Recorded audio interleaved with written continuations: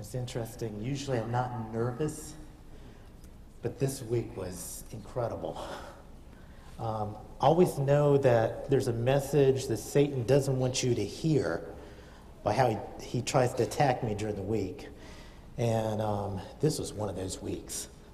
But I'm putting that aside, and we're going to do some battle. I'm glad you're here. I wish you were here last night. I really do. The kids, the young people that were here last night were incredible. There were only about a quarter of you that were here, and those that were here, you know it. I mean, talking about job insecurity. The two young men and the one young lady, wow, absolutely incredible. You know, I could tell you this much about it, church, as how they raise their children. I've been to many churches, many different denominations, and I can honestly say this church here has got some of the most talented young people I have seen on the East Coast. And I tell you what, parents, I know it's been very difficult, and I know for the young people it's been very difficult being trained, but you've done a fantastic job, and you should absolutely be proud. They are, just from my experience with them in the short time here, I've been greatly impressed, and I can't wait to see what the Lord is about to do with the young people in this church. All I have to say is, Satan, you're in trouble now, man. You're in trouble. Let me go. The title of the sermon is dealing with facing our giants. I don't know about you, but I've had many giants in my life. Struggled with many things. Every single one of us has in some way struggled with something. We've faced our giants left and right. Some of you here today, you're facing your giants even here today.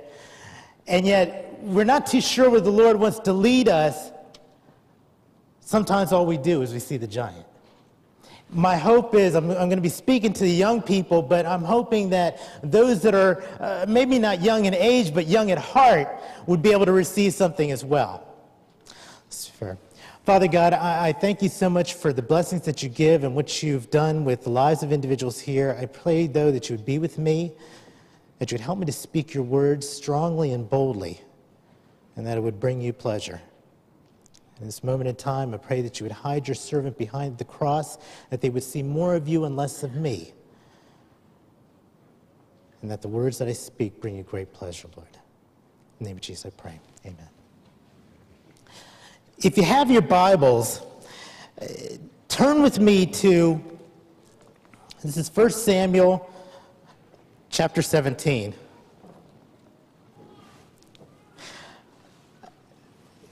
For me, as going through scriptures, every morning I spend time reading, and I encourage any of you daily to get into God's Word. Daily. When I was going to one of our Adventist schools, there was a history teacher, Mr. Copese. And he made a statement to me when I was in 8th grade, and it still sticks to me today. This is a statement. He told young people, 8th graders in his class, and he says this. He says, if you were able to read the Bible all the way through, he says, I assure you, it will change your life. You cannot be the same person, the same individual that you were before you read God's Word like you would be after. So I encourage young people, please read. This is chapter 17. I'm going to start with verse 2. And Saul and his men of Israel were gathered together, and they were encamped in the valley of Elah. And they drew up battle array against the Philistines. The Philistines stood on a mountain on one side, and Israel stood on a mountain on the other side. Between them was a valley. And a champion went out from the camp of the Philistines, and his name was Goliath.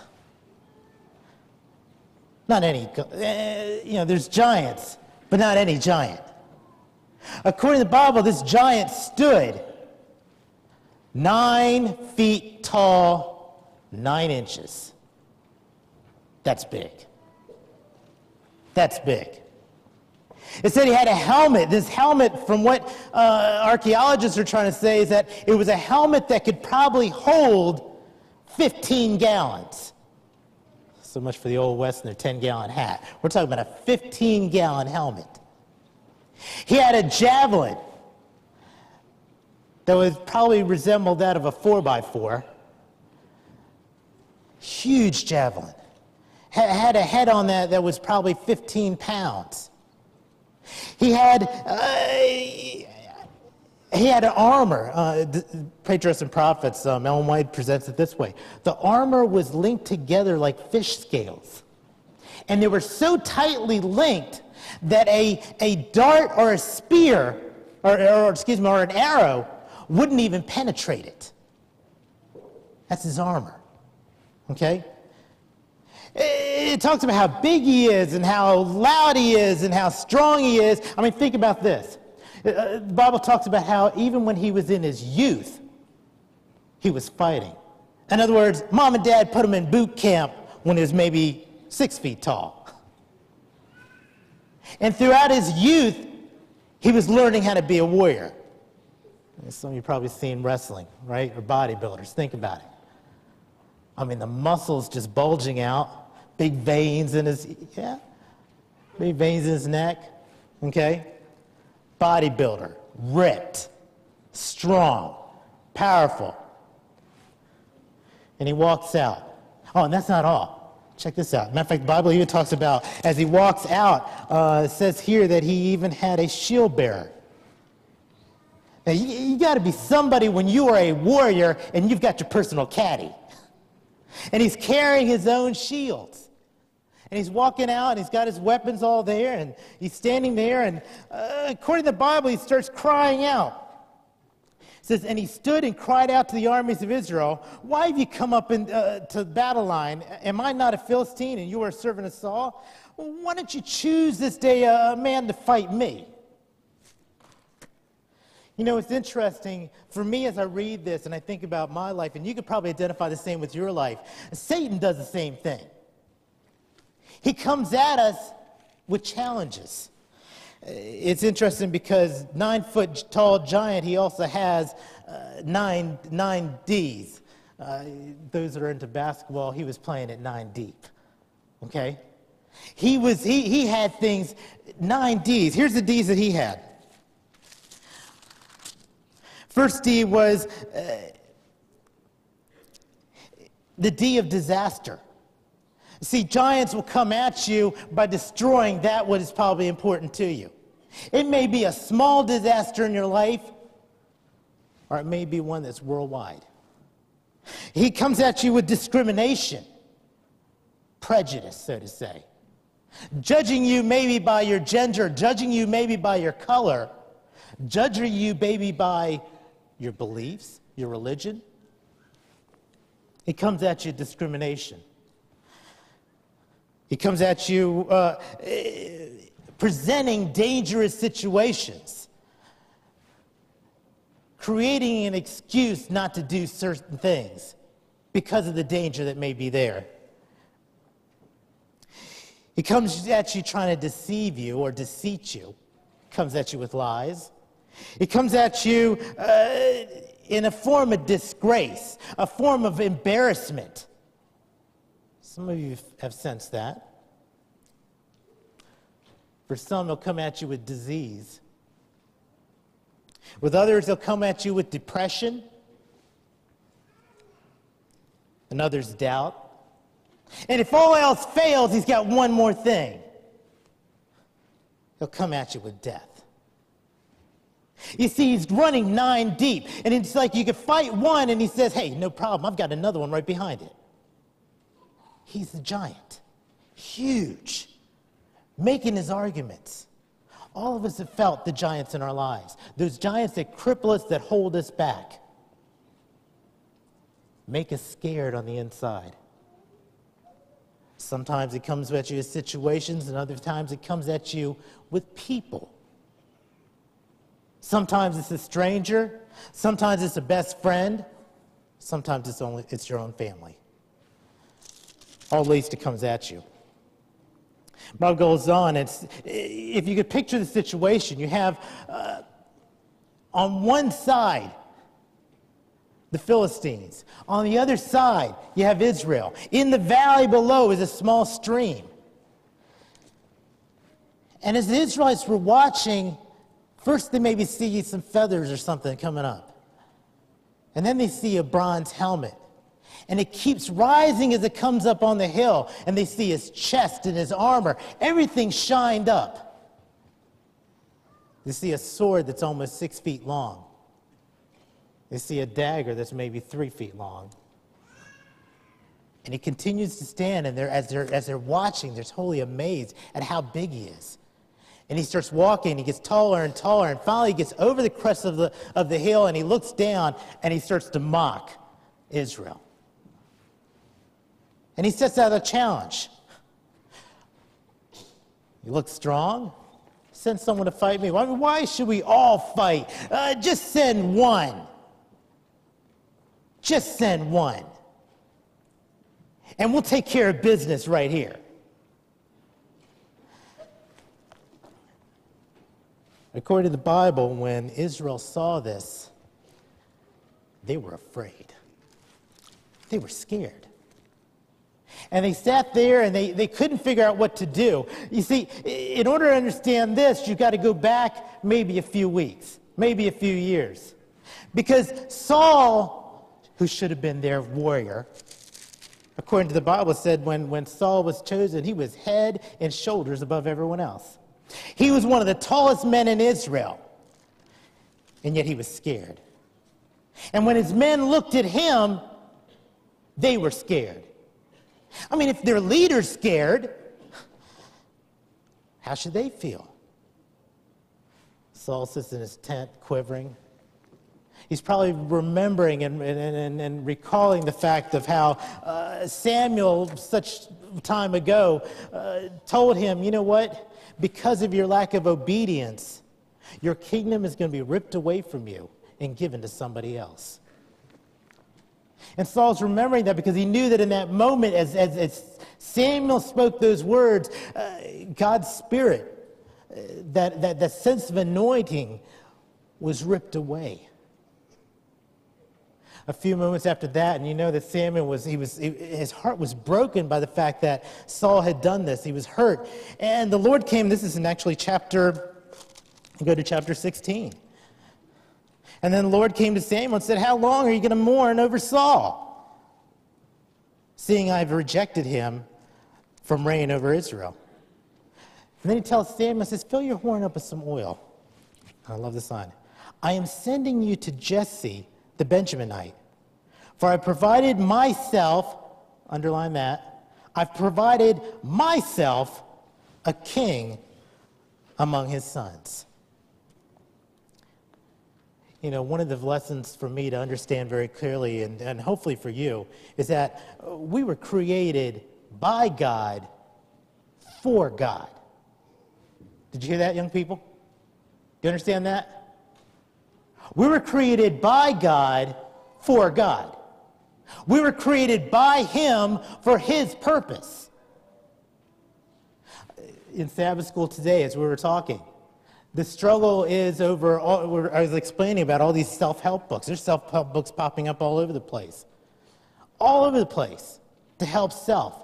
Yet the one thing that they do not seem to point out is the fact that this one principle being true. God created us. Our heart that's beating within us today, doctors could do whatever they want to keep it going. But ultimately, God has the power. We were created by God for Him. In this case, He has provided Himself a king for Israel. And He talks about how Samuel goes through, and you see the sons of Jesse as they're walking by one, walking past him one by one, and he keeps asking, goes to the oldest and says, Lord, he looks like a king. Look at him. He's the eldest son. He looks strong. He walks by with authority. And the Lord says, you know, for man, you look at the outside, but I look on the inside. Pass him by. And then went to the next one, and the next one, and the next one. And he says, well, is this all? It's like, no, we have one more. He's out taking care of sheep. You see, if you understand, for me, when I read it, if Jesse was rich, if he had enough money, if he wouldn't send his son to watch the sheep, he would have a servant do it. But instead, he's got his own child watching over sheep. Someone described him, he was the runt of the family. He was the little guy. And this ceremony with Samuel was not as important for him as it was for the older sons. So he said, let him just watch the sheep. The rest of you boys come in and meet Samuel. Samuel says, go get him. He comes in, and he says this, remains the youngest one watching sheep. This is verse 12, chapter 16. Now he was ruddy, but he was bright-eyed. He was good-looking. And the Lord said to Samuel, arise and anoint him, for he's the one. Now, the one that the Lord was talking about was described as ruddy.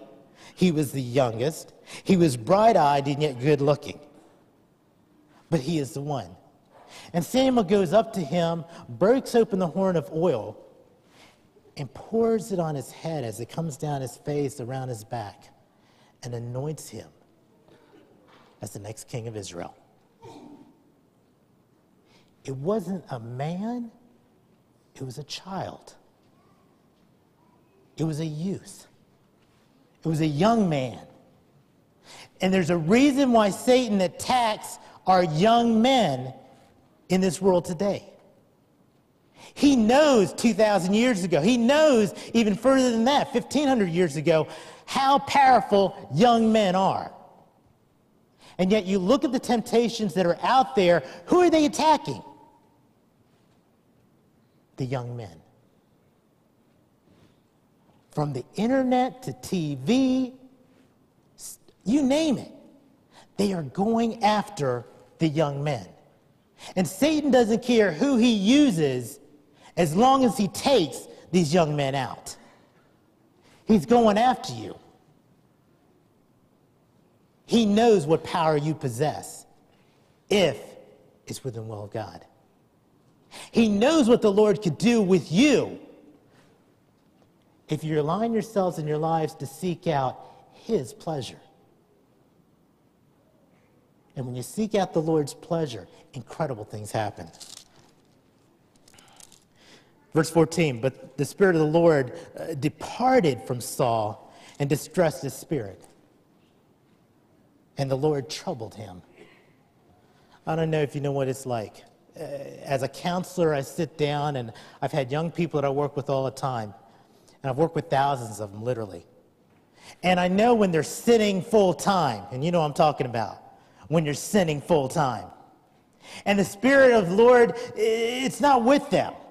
Instead, they have this troubling spirit. See, if you're going out and you want to sin full time, you have to understand, the Lord's still going to talk to you. But it's not the same as an individual that's want to align themselves with the Lord's will. And so the young people I work with, when their spirit is troubled like that, and they're struggling with things, and we talk, and I tell them, it's like, you're operating outside of God's will. What do you expect? If you're out drugging and womanizing and doing all this other stuff, what do you think? You think he could bless you? No. He can't. And so the Spirit comes in, and they try everything. They try their music to make them feel better. They try the drinking to make them feel better. They try foods to make them feel better. They get involved in all sorts of addictions to get them to feel better, and they don't feel better. They find that all these items they're going after, they're not using it, it's using them. And they struggle with it. And it's not until they're willing to surrender and say, Lord, you are God, I will serve you, that all of a sudden things break.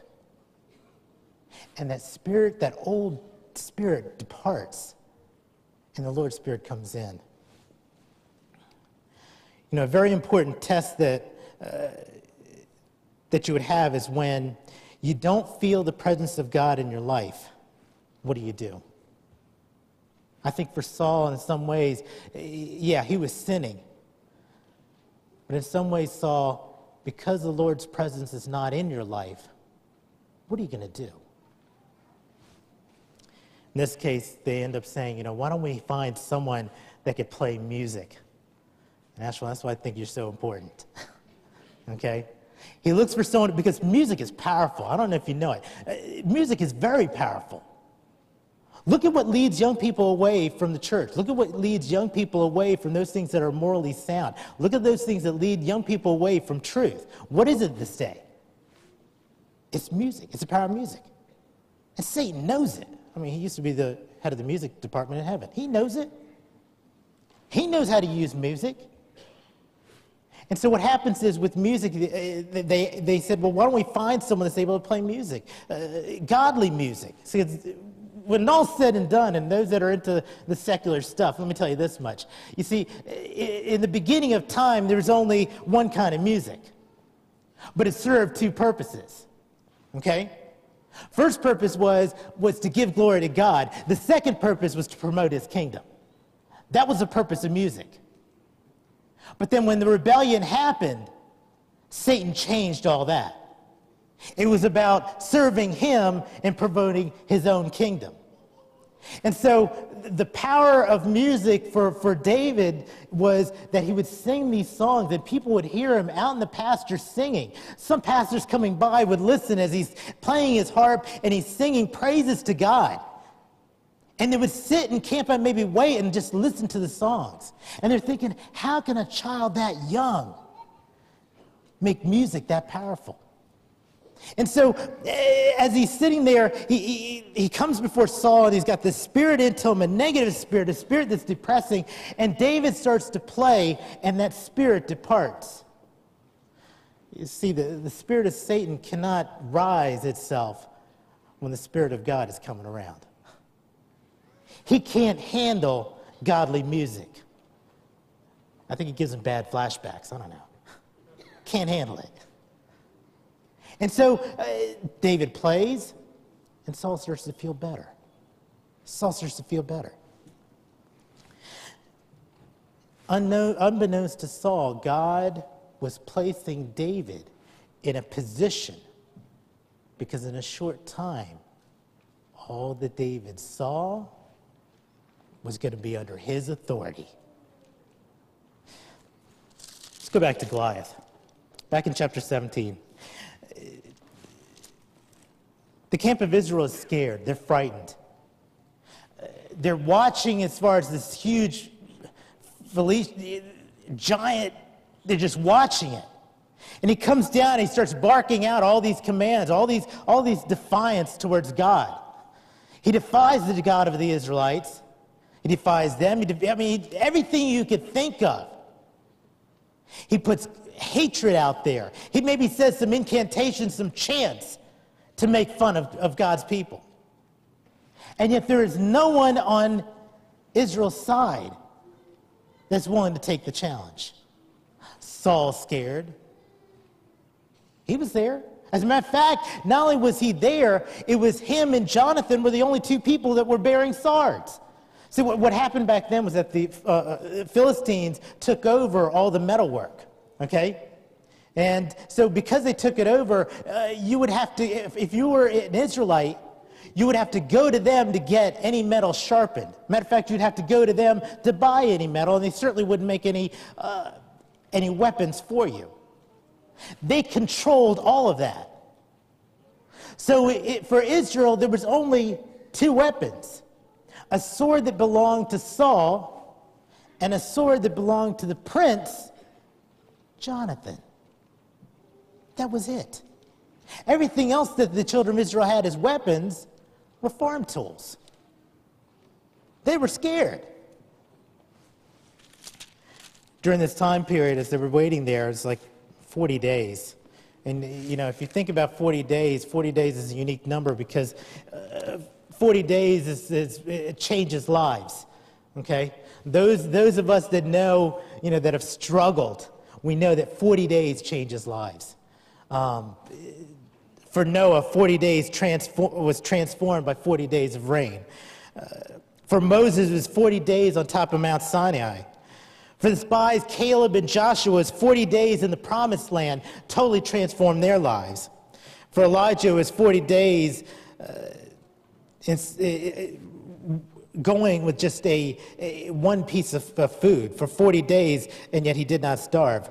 For Jonah, it was Nineveh's 40 days to turn things around. For Jesus, it was 40 days in the wilderness.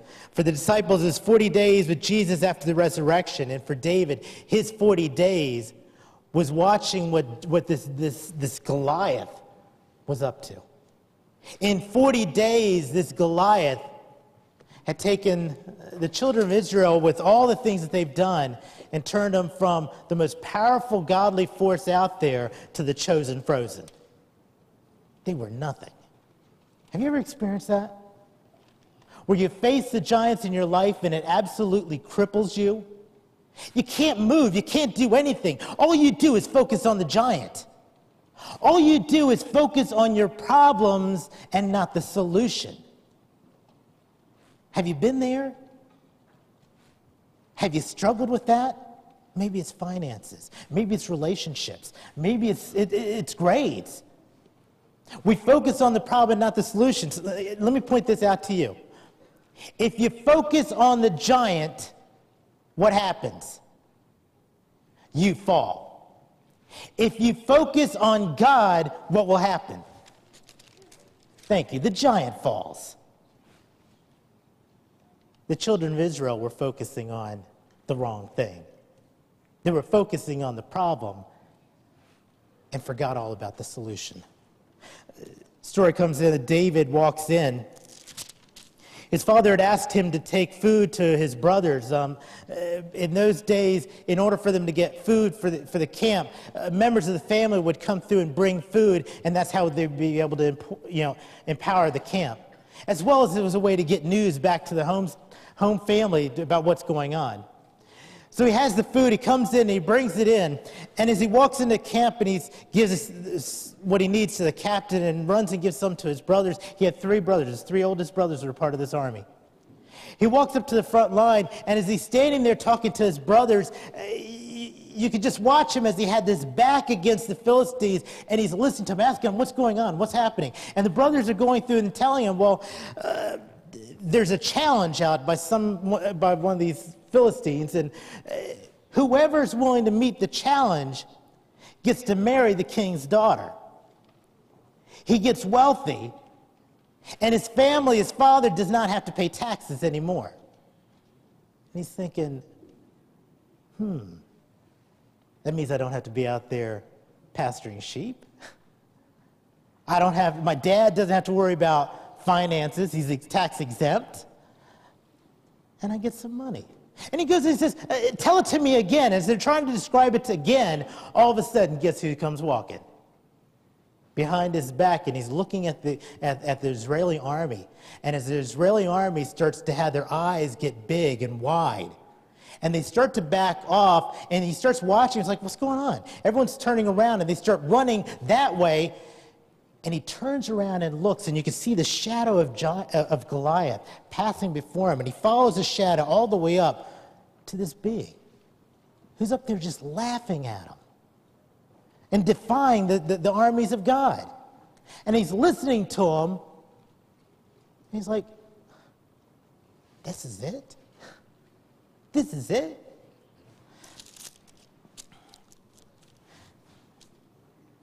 It's funny because the oldest brother who picked on him said this, what are you doing here? Why are you being so this and that? And he says, well, what have I done now? And he says, why are you here? Why are you a part of this? You're just over here just to get some news. You're over here just to stir things up. I know what you're like. It's like, no, there's an issue here. There's a cause. There's something that matters, and I want to be a part of that. The word comes down to Saul saying, we think we found somebody that is reported as far as to be able to fight this Goliath. And when the word of David was spoken, this is verse 31, they heard the report them to Saul, and he sent for them. Then David said to Saul, let no man's heart fail because of him, your servant, will go and fight this Philistine. And you are not able, and Saul said to David, you are not able to fight against the Philistine, fight with him, for you are but a youth. and he is a man of war. You know how many times when I was growing up, I got that statement? Phil, you're just a kid. You're just a child. You won't be able to do this or do that because you're too small. Young people, have you heard that? You're too young. You're too inexperienced. You don't have enough education. Right? Saul's doing the same thing to him. You're too much. But they didn't realize that the Lord is able to use an army of one to fight this huge giant. It goes through, and David's response is this incredible response. Your servant used to keep his father's sheep, and when a lion or a bear came and took a lamb out of the flock, I went out after it. I struck it and delivered the lamb. You see, in order for you to face giants, you got to look at your past. There's little things that the Lord is going to bring you through. Young people, listen. There's small things that he's going to bring you through. There's small battles that you're going to have to fight. You keep God first, you keep him in focus, you win the battles. Little stuff. And when you're able to fight those little stuff, so to say, the big stuff's no problem. King Saul, don't worry. You see, I've fought lions. I don't know about the lions in your life, but I've got individuals that have lied to me all the time. I don't know about the lions in your life, but I know individuals that have drawn lines in the sand and said, I dare you to cross over. There are lions everywhere. Either they are lying to you or they're lying about you behind your back. It's still a lion. And young people are facing it. I've heard you. Sometimes we're dealing with the bears. I can't bear this and I can't bear that, right? You got things that are so tough on you and you're like, I can't bear to go on. You've got the bears. And the Lord's just asking, hey, can you take care of the bear? Look at me. And we as Davids, as we look to the Lord, the lions and the bears are no problem. And we could share as David said, and he said this, the paw of the lion and the paw of the bear couldn't touch me. I know this giant's hand can't touch me. In other words, he's got nothing on me. He's not even going to let a glove on me. It's going to be an open war, but it's going to be easy. It's interesting, it goes further. He will deliver you from the hands of this Philistine. Go, and the Lord be with you. This is what Saul said. Then all of a sudden, Saul turns around and starts thinking, oh my goodness, what am I going to do? I've got a boy here that looks like a shepherd going to fight this military warrior. You think about what he's wearing, okay? Here's David. He's got, probably a shepherd's, clothing on. Maybe where the pictures I've seen, he doesn't even have a shirt. Has just a little satchel, a little bag. Has a little turban on his head. He goes through and he starts, he's getting ready to march out there, and Saul's looking at him and says, no, he can't be dressed like this. Now, I don't know about you, but growing up, and you ladies wouldn't be able to understand this, but the boys will, okay? Growing up fighting our little lions. I look at my son. And it's interesting because with my son, Jonathan, out where we live, he fights his lions and bears, mostly his trees, but he fights them. And we have a collection of sticks. Those that know have been to my house. We have a collection of sticks out in the backyard, all tucked up against the house. And this is my son. He goes out and he finds a good stick. His dad, look at this one. I'm like, what are you going to do with it? He goes out and he's battling trees, beating up trees. He'll tell me what he wants for fun. You know what he likes for fun? He says, throw pine cones at me. So me and my wife would take pine cones, we throw it at him, and he's battling the pine cones, trying to just knock him out of the way. There's a little store we live up in Percival called Nichols. And in the store, it's an old time, you walk in there, it's like a time warp. It puts you right back into the 30s. And it's a hardware store. And in the hardware store, he found this thing, it's like a slingshot, it's called a wrist rocket. And this is a couple years ago, and I told him, I said, John, he said, Daddy, what's that? I mean, every boy knows about slingshots, right? As a matter of fact, if I ask the men and boys here, how many of you made your own slingshots? Okay, a lot of you have as boys. A lot of them have. So I told him no. He's like, Daddy, but I'll be safe. Yeah. And so he goes in, and you got to see what he did. He found a bottle, or, plastic bottle. He cuts it up, okay? Takes a balloon, puts it on the back, and he's like, Daddy, I got my slingshot. And he was shooting this stuff all over the place. I mean, little boys, they do that. And then later on, he's old enough now, and he went out and bought his own little wrist rocket thing, and he goes out in the backyard, and he finds things to shoot. He asks my wife, he says, do you have any pie pans? He gives her one, he goes out, and he ties it up in a tree, he's shooting pie pans. And that's boys are like that. But it prepares them for something. It's in us. Saul didn't understand that.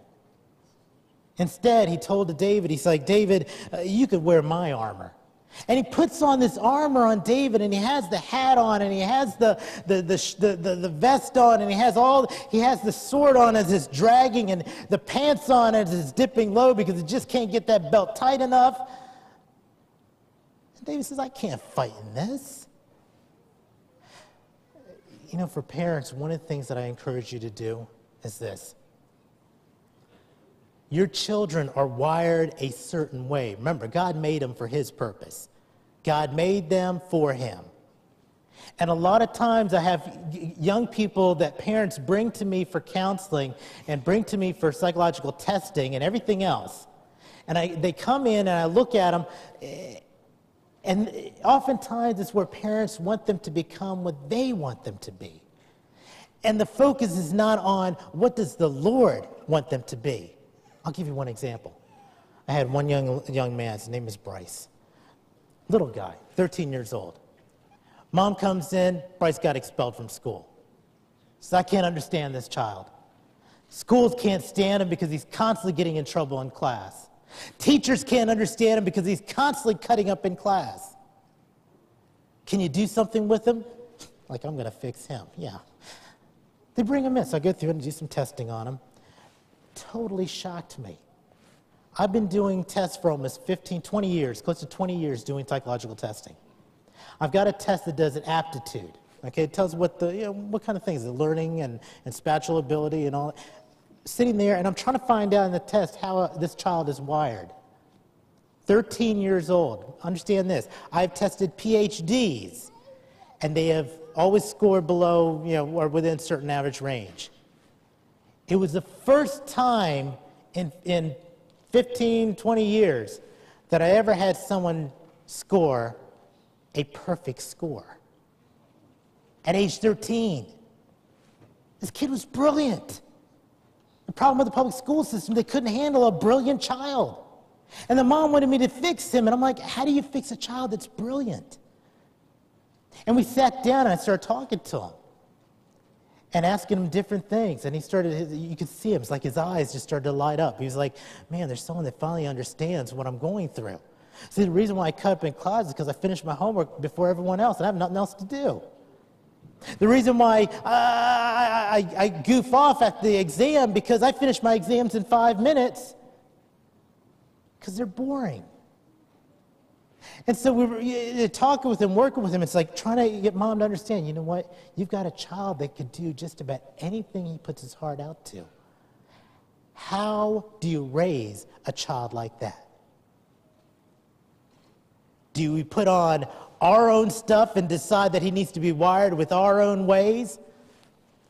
Or do we get down on our knees and ask the Lord, how must I raise this child to lead a life, to grow up and lead a life that will bring you pleasure? That's the key.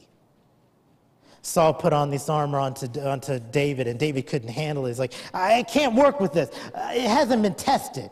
And so he took it all off. And after he took it all off, he drops it down and he says, I've got what I need. I didn't need this armor to fight a lion. I didn't need it to fight the bear. I've got my staff. I've got my bag. And I've got my sling. What else do I need? Above all, I've got the Lord. And he says, when the Lord's on my side, can't stop it. There's no stopping him. You know, when David goes out to face the Goliath, it's interesting. Here he goes. This is verse 40.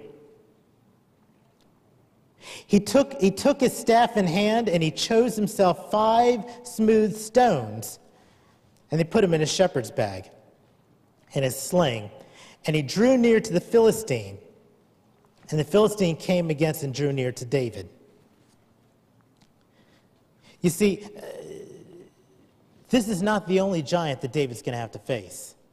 There are many other giants in his life. This is only the stepping stone. This is only a part of his life to be able to face even bigger giants. Some of the biggest giants he had to face was Saul, the person that he was going to take, so-called his job. Because it was Saul, 6 times it says that Saul tried to kill David.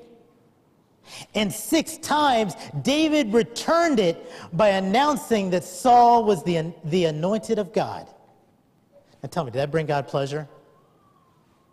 And so after the 6th time, Lord, I know he was setting him up. But he decided to set David up and deliver Saul into his own hands. And there was a day that Saul was out. He was searching for David to kill. And he had to take care of business. You know what I mean? He found a cave, and he went up to the cave, and he had to relieve himself. So he's there, and he's taking care of his business. He just didn't know he had an audience in the cave. 600 men. And David's there, and one of the men that was with him said, "Look, the Lord has delivered your enemy into your hand. Isn't this great?" And David turned to them and said, "Lord forbid. This is the anointed of God." And David goes up, and it says that with one little whoosh, he cuts off a corner of Saul's robe. As Saul finishes and then comes out of the cave and goes down to where his army is, when he was far enough away, David comes out, and he says, Saul, he calls out to Saul. He says, "You're the chosen of God." And when Saul looks up, according to the Bible, it says David was bowed down low facing Saul. And David's asking Saul, "Why are you trying to kill me?" He says, "I want to show you that I have no malice in my heart. I want to show you that I'm not out to try to hurt you." He says, "Look at the robe. I've got a corner of it right here. I was able to walk up to you, slice your robe, and walk away without you even knowing it. There's no malice in me. I'm not intending any harm to you." The Bible talks about how when Saul saw that, and he probably picked up his robe and then looked up and saw the robe in his hands, and it said he broke down and started to cry. And as David was talking, it says, "Let God be judge between you and me. Who is more righteous? Who has done right? For you have sought to kill me this 6 times, and I have not done anything to you. And even when the Lord delivered you into my hands for me to kill you, I did not." And Saul acknowledged, "You are far more righteous than I." That incident would happen one more time, where he would take a pail, his pot, and take his javelin, his spear. 6 times, and yet the 2 times that the Lord delivered Saul into David's hands, he didn't take the life. You know, young people, there's instances, and I face this in business all the time, individuals that will rip you off, individuals that do some of the meanest things to you. And my workers can't understand when, instead of me retaliating, instead of me doing something negative back, instead of me going after and getting what I know is deserving of me, I say, "You know what? I'm going to place it in the Lord's hand. Let him be the judge. I'm not doing anything." And they say, "We don't understand that." And I said, "Because of this." And you'll understand it. Because I know when the Lord has shown mercy to me, that I should learn from that, internalize that, and those people that have harmed me, I should show mercy back to them. For when Jesus Christ was hanging on the cross, when they were doing all those vicious things to him, hanging from that cross after being whipped and everything, he looked back down to them and he said, "Father, forgive them. They know not what they do. Forgive them. What makes me think I shouldn't do anything more? It's our job. It's our duty. There was another time when dealing with Nabal. He protects this one man's farm. He protects this one man's animals, the sheep. And when the man partied for all the things that he had and the blessings that he received because of what David did in protecting it, and David came down wanting to party with them, celebrating with them, it's like, who are you? It angered David. But yet, one young woman that had some common sense took what she needed and went to David and said, do not sin against your God. Take these as a gift. And that changed him. And said that for Nabal, he had a heart attack of something, and he ended up dying about 10 days later. Other times where it says that he was decided to hide out with the Philistines, and he's out there hiding with the Philistines, many things happen, including his family ends up getting taken away. His soldiers that were with him end up rebelling against him. Then he finally goes and, the Lord's providing each way. He focuses to the Lord, talks to the Lord. If you get a chance to read the Psalms, all the prayers in the Psalms dealing with him talking to God.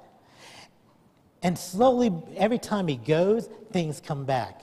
Everything that happens, positive things come back. It happens over and over again. Time's a little late, so we're going to quickly close. Story ends up like this. David's there. He goes down and he picks 5 stones. He picks out the first stone, and I want to share with you just what each stone is. The first stone is the stone of the past. David understood, basically, what the Lord had done for him in his past, and if he could clearly see what God has done for him in his past, he could understand what God could do for him in the future. That was his first stone. Second stone was the stone of prayer. See, David understood that in order to have power, you had to pray. Because the battle belongs to the Lord. If he's not with you, that battle's going to fall. If you're going to focus on the giant, you're going to fall. If you focus on God, the giant falls. So we needed prayer. The third stone was that of priority. To prioritize what is most important. Was it the fact that this giant was defying Israel? Or was it the fact that this giant was defying the God of Israel? So when you understand, young people, you are a child of God, okay?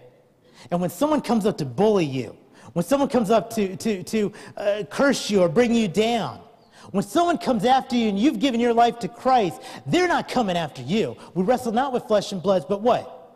Principalities and powers in high places. They're coming after you because they hate your Lord. You prioritize it. You ask the Lord, what should happen here? Should I go or should I not? Or should I let it go? So he created priority. The next thing he did is he had passion. And the passion is this. It's not about him running away from his problems, as sometimes we so fearfully do. But instead, when David grabbed those stones, he put one in his sling, he saw a giant there, and he first made a dash straight to him. The last one was persistence. You see, there's a reason why David had 5 stones. It was not that he needed all 5 to take down a giant. The issue was, giant had 4 brothers. He was concerned that maybe, you know how kin folks are? At least in Virginia, that's what we call it. You know how kin folks are? You fight one of us boys, you fight us all. He was concerned that when Goliath fell, his brothers would come after him, and he wanted to make sure if he had to empty the chamber, he had one for each of them. You see, that day, the issue was, that was the day Goliath was going to fall. As a matter of fact, you read it this way. David says this, "You come to me with a sword and with a spear, but I come with you in the name of the Lord of hosts, the living God, the God of the armies of Israel, who you defy today." I come after you today, not tomorrow, not next week, not next month, not next year. I'm coming after you today. Why? Because, see, the Lord already spoke to David. Today is the day Goliath's going to fall. And all that voicing, all that talking, all that ranting and raving, today is the day he's going to fall. The question is, who's going to have the privilege to silence him? Who's got the privilege to shut him up? Was it going to be Saul? Was it going to be Jonathan? Or was David going to take that honor? Because God already determined today is the day he's going to fall. David puts one stone in his sling. He starts swinging that thing around. And as he's swinging, he's running towards Goliath. Goliath takes a look. He's angered by what this little boy, you come with me as sticks? What do you think, I'm a dog? He starts running to him. He has his sword bearer set to one side. He grabs this javelin. He's getting ready to throw it. He pushes his helmet up just a little bit so he could get a direct look. And as he's getting ready to throw that javelin, David, swinging that sling around, lets it go. It sinks into his forehead. Those that are doctors, you remember what this part's called, the glabella, and that's exactly what happened. Matter of fact, Patriarchs and Prophets, Ellen White says it this way. It says that as soon as it hit his head, Goliath's arms went out as though he was grasping at something in the dark. He stood there still. The chanting armies were cheering on David and those who were cheering on the Goliath all of a sudden went silent. His legs started to buckle, and Goliath started to fall like a lumberman hacking down a tree. It made a mighty crash. And they watched in silence as David immediately came up, grabbed a hold of the sword, went up, a 6-foot sword in one swing, as the head rolled away from the body. You see, David knew how to get ahead of his giant. I don't think you heard me. I don't think you heard me. David knew how to get ahead of a giant. And see, for you, if you want to understand something, you got to learn how to get ahead. Not just simply ahead off the giant, but ahead of the giant. You've got to learn it. 5 stones, 5 important points. If you focus on giants, you will fall. If you focus on God, the giant will fall. As the story continues to, it ends like this. You want to see honor. Honor is an important thing. It says this in chapter 18, verse 1. And it was so that he had finished speaking that Saul, the son of Jonathan, was knit to the soul of David. And Jonathan loved him as his own soul. Now some of you would probably understand why I named my son the way I did.